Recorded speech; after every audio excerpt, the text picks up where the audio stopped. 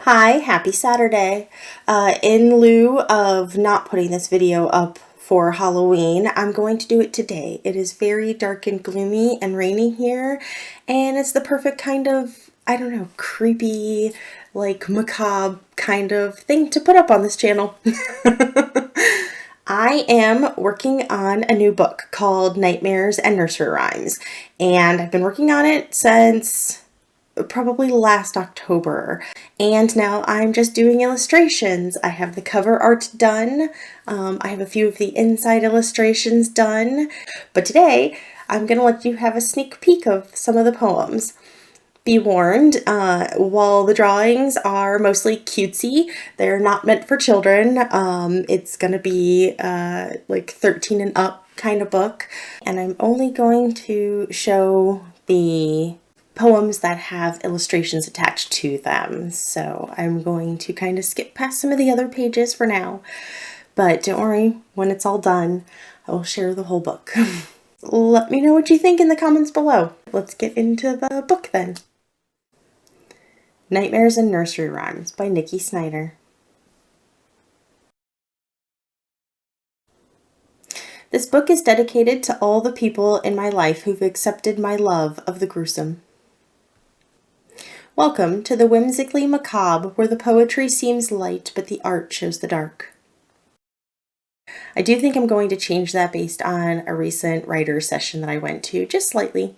I think they suggested to get rid of some of the thes, and maybe change the word dark. Yeah, I think that's what it was. I made notes, just not on this version. Okay, this is the intro one. It doesn't have an illustration with it yet, but I'll share the intro and the outro.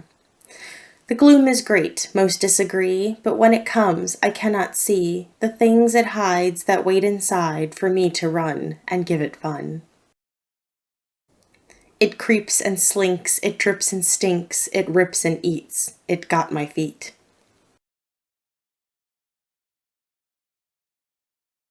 What more can be done? What if it can be won? I try to go outside, but when I do, it comes for you. Where does it go when I blink my eyes? I think I know. It crawls inside. I feel it burrow and dig me out. It stole my tongue, so I cannot shout. I'm mostly gone, a shell within, and now I fear it'll wear my skin. I love that one. I think I did a pretty good job on the illustration there. Quick, grab the door and push it shut, then throw the lock back too. Ouch, careful now, you drew some blood and got your hand stuck too.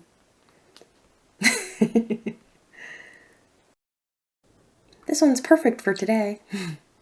It's raining, it's pouring, it's seeping neath the door. Oh, never mind, it's Drippy Susie bleeding on the floor. It's raining, it's pouring, it's seeping neath the door.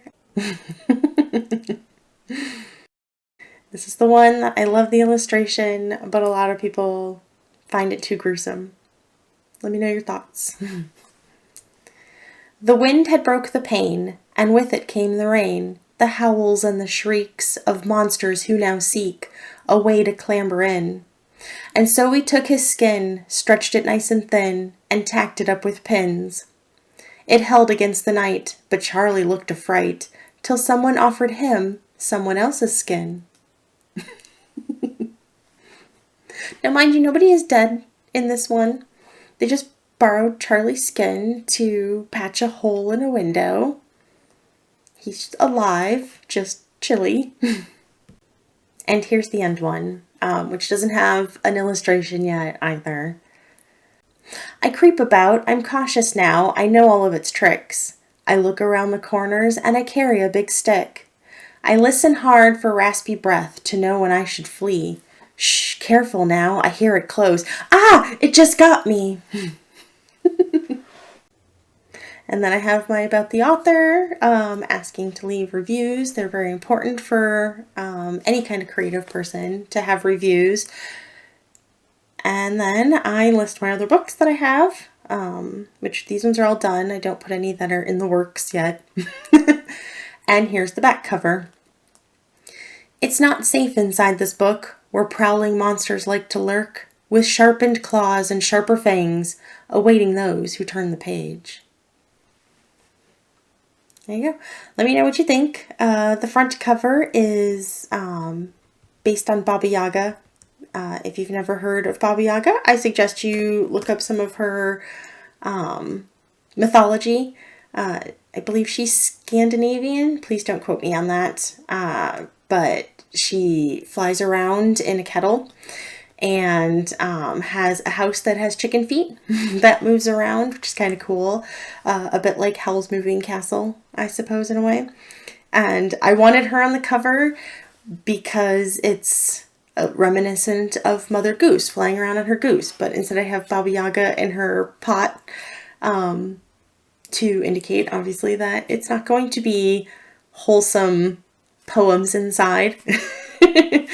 Also, this cool thing that I like to show people when I see them in real life is that the lotus blossoms on the corners, which, as you see as I zoom in, have a ghost inside each one. I just thought that was a cool little flourish to add. I hope you liked that video. Let me know which one was your favorite poem. Some of the illustrations, as you see, are still rough sketches, and I'm working on digitizing them in Ibis Paint on my phone, and some are done.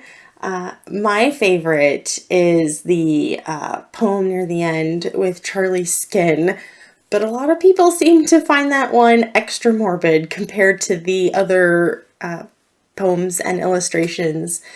It's staying in the book though. I love it. I think I did a really good job on it. It kind of makes me think a little bit of like, if you grew up in the 90s, there was a claymation on Nickelodeon called Upside Down Boy.